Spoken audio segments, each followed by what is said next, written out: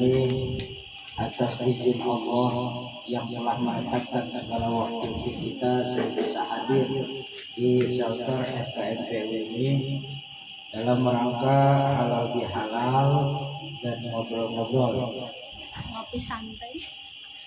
Dalam rangka ngobrol-ngobrol kali ini saya ingin mengingatkan ucapan dari Imam Al-Ghazali dalam kitabnya, hidup di dunia ini sebenarnya mudah, cuma kadang-kadang dan tidak jarang kita yang suka mempersulit dalam kehidupan ini. Karena pada hakikatnya Imam Al-Ghazali mengajarkan hidup di dunia sebenarnya cukup dua perkara saja. Pertama, kata Imam Al-Ghazali, hidup di dunia ini gak boleh sakit hati kepada siapapun dan tetap harus gembira. Ini mudah diucapkan tapi susah untuk dilaksanakan. Kadang-kadang dan tidak jarang kita kalau punya masalah kan lebih sering dikasih lihat ke orang lain. Padahal nggak boleh sakit hati kepada siapapun dan harus gembira. Jadi kalau yang tadi saya bilang di masjid TSD, hidup ini hanya sebuah permainan, maka berlakulah yang baik. Bermainlah yang baik dalam kehidupan ini. Bagaimana? Pertama diajarkan Nabi yang tadi disebutkan oleh Buya Muaimin. Pertama, Nabi itu mengajarkan silman qata', jalin silaturahmi kepada orang yang memutuskan. Seorang bijak mengajarkan 1.000 kawan kurang, 1 musuh ke bawah pikiran. Makanya ayah dulu sering ngomong begini, almarhum, sekarang ini banyak orang bisa memberi contoh tapi sedikit orang yang mampu menjadi contoh. Gak apa-apa kan, semangat. Nah, yang paling susah itu menjadi contoh. Kenapa? Baginda Nabi dari sisi manusia, beliau seorang uswatun hasanah. Salah satu yang dicontohkan baginda Nabi itu silman qata', jalin silaturahmi kepada orang yang memutuskan silaturahmi.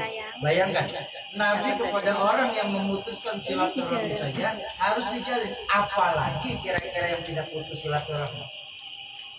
Teknologi belakangan ini kita sadari bahwa memang bagusnya teknologi mendekatkan yang jauh, tapi efek dari teknologi itu sekaligus menjauhkan yang dekat.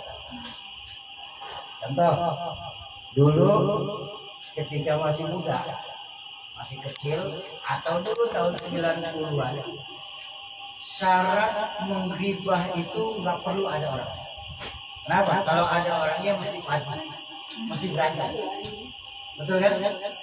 Sekarang dengan kemajuan teknologi, hibah itu di samping ada orangnya bisa kita gibah. Lewat apa? Lewat teknologi yang bernama WhatsApp.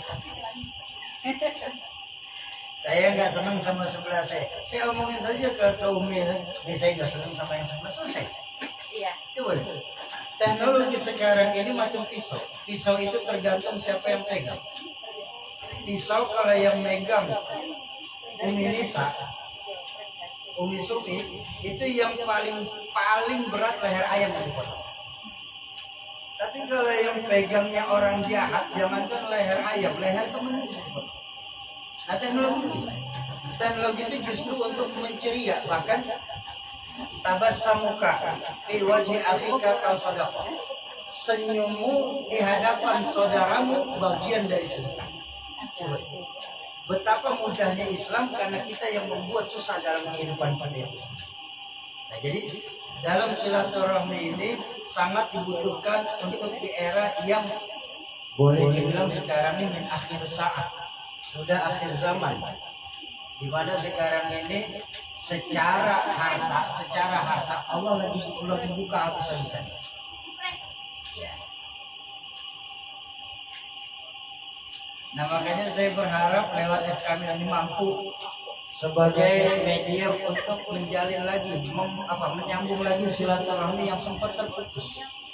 Baik untuk kawan saudara-saudara saya di Hong Kong maupun saudara jangankan yang di Hong Kong, yang di Indonesia pun tetap jalin silaturahmi.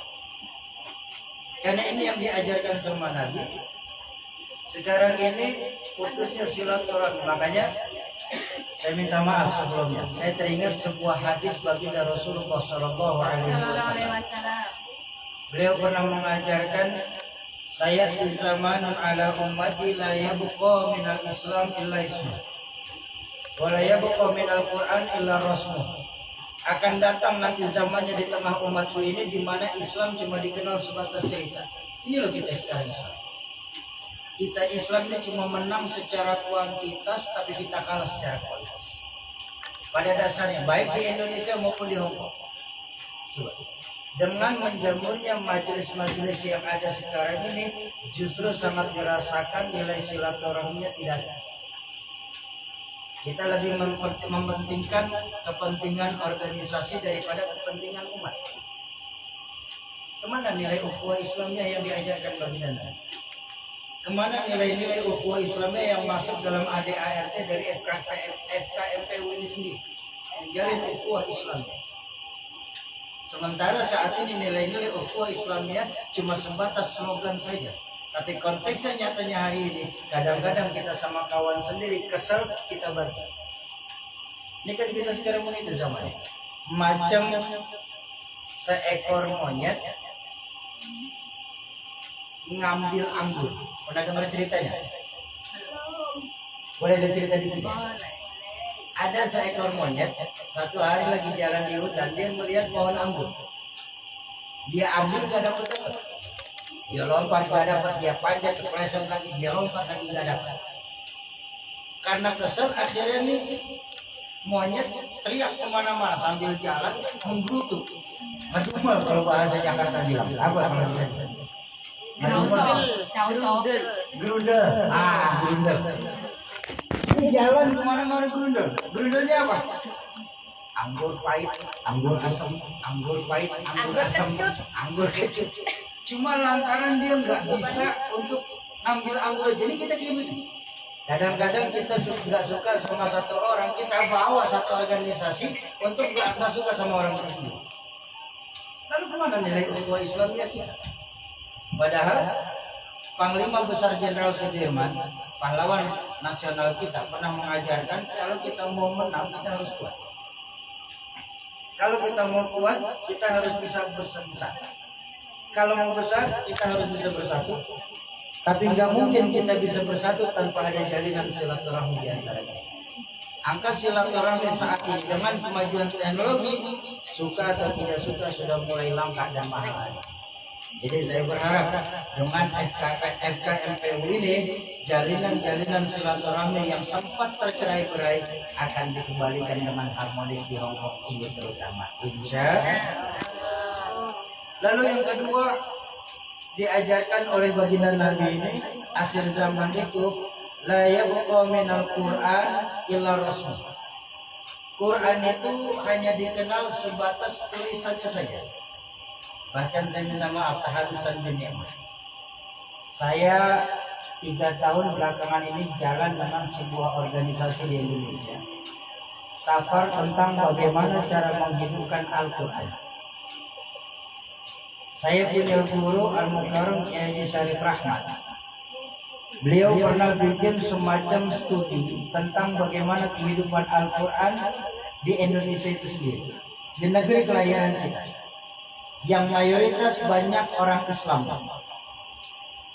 Menurut guru saya, dari 100% penduduk Islam di Indonesia ini, ternyata tidak lebih hanya 62% saja penduduk Indonesia, mau di Indonesia itu sendiri atau bahkan kejadian di tempat kerja kita di Hong Kong. Hanya 62% saja penduduk Indonesia ini yang mampu membaca Al-Quran. Ini kan keren. Padahal Al-Quran dijadikan Allah ini sebagai buku petunjuk, manual buku. Apa yang kita mau cari semua ada dalam Al-Quran. Al-Quran ini buku contekan untuk kita umat Islam. Bayangkan, Injil, Tidak bisa dijadikan buku contekan. Kenapa? Karena Injil tidak pernah menceritakan alam-alam akhirat dan alam masa depan. Tapi di Al-Quran diceritakan semua. Mulai dari kita di alam ruh, di alam rahim, alam dunia, alam kubur, sampai yaumul mahsyar. Semua ada dalam Al-Quran. Tapi sayang, seribu sayang, banyak saudara-saudara kita muslim ini yang tidak bisa membaca Al-Quran. Baik tidak bisa secara mutlak, ataupun bisa membaca tapi masih terpatah-patah. Betul. Padahal baginda Nabi mengajarkan kebaikan membaca Al-Quran ini bukan sekali membaca pahalanya, tapi di setiap huruf akan dihitung kebaikannya. Satu huruf 10 kebaikan. Bahkan dijelaskan laisa alif lam mim harfun. Alif lam mim itu bukan satu huruf dalam Al-Quran. Walakin alif harfun lam harfun mim harfun. Alif satu huruf, lam satu huruf, mim satu. Sekarang saya tanya, berapa lama kita membaca Al-Quran dalam sehari? Atau kapan terakhir kali kita membaca Al-Quran? Every day. Alhamdulillah, banyak dari kita Al-Quran hanya dijadikan sebatas hiasan rumah saja. Hiasan lemari. Hiasan lemari. Atau yang lebih prihatin, ini saya minta maaf, Al-Quran cuma dijadikan sebatas mahar pernikahan saja. Coba kalau lagi pernikahan, Pak suami itu ngucapin saya terima nikah kawinnya Fulana binti Fulan dengan mahar seperangkat alat sholat tambah Quran dibayar tunai. Tapi begitu selesai akad, Al-Qurannya ditaruh tempat yang tinggi. Kebukti idenya Al-Quran ditaruh tempat tinggi tuh. Ya. Untuk ngambil lagi kira-kira susah. Kapan Al-Quran bisa turun? Pertama Al-Quran bisa turun kalau lagi kumpul macam kayak gini. Baru kita pada baca Al-Quran. Tapi ketika kita sudah masuk ke tempat kerja kita sudah kerja di tempat orang, rasa-rasanya memegang Al-Quran dalam sehari pun belum tentu kita bisa. Makanya jangan heran, Quran hanya dikenal sebatas tulisan. Yang lebih memprihatinkan, kata guru saya, dari 62% tersebut yang bisa membaca Al-Quran, secara terpatah-patah, hanya tersisa tidak lebih dari 30% saja. Penduduk Indonesia ini yang mampu membaca Al-Quran secara tartil. Memang tartil apa Soki? Tartil itu secara terjemahan memang perlahan-lahan, secara terjemahan. Tapi kalau secara ulumul Quran itu tertib, tajwid, fasih, makhrajul huruf. Itu tartil. Bahkan ada teman saya protes, yang penting kan saya baca Quran Soki. Kenapa mesti tartil? Ada dua alasan. Kenapa kita diharuskan mentartil? Setelah bisa baca Al-Quran, bacaan Al-Quran ditingkatkan menjadi tartil. Pertama, alasannya karena perintah membaca tartil itu langsung dari Allah Subhanahu wa taala. Dalam Al-Quran Allah berfirman, "Warattilil Qur'ana tartila." Baca Al-Quran itu secara tartil, tepat tajwid, fasih, makhrajul. Ya benar. Langsung dari Allah. Jadi jangan kita berpuas cuma sebatas karena bisa membaca Al-Quran. Ketika sudah bisa membaca Al-Quran, tingkatkan bacaan Al-Quran kita menjadi tartil. Karena perintah Allah. Lalu yang kedua, kenapa kita diharuskan membaca Al-Quran?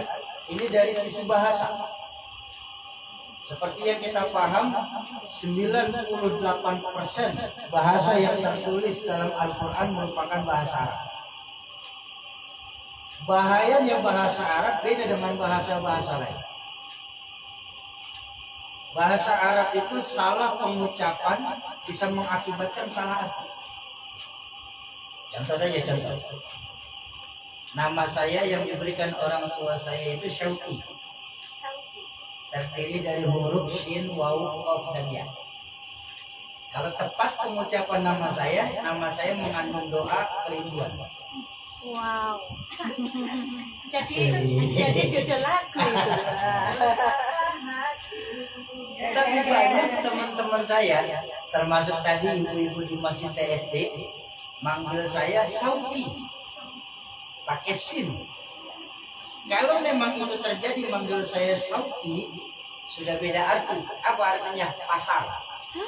Suki ya.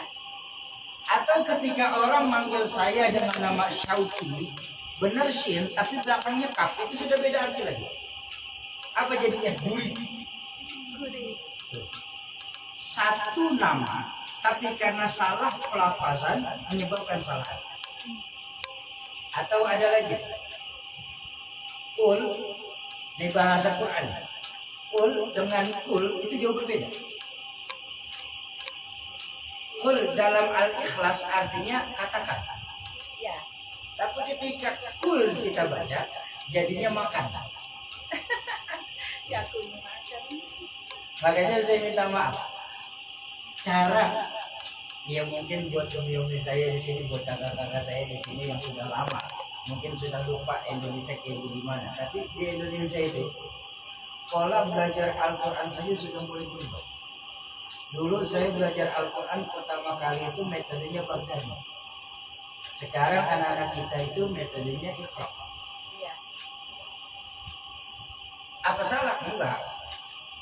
Perbedaannya adalah ulama yang menciptakan metode Iqra itu tujuan Iqra diciptakan untuk mempercepat dan memperlancar bacaan Al-Quran.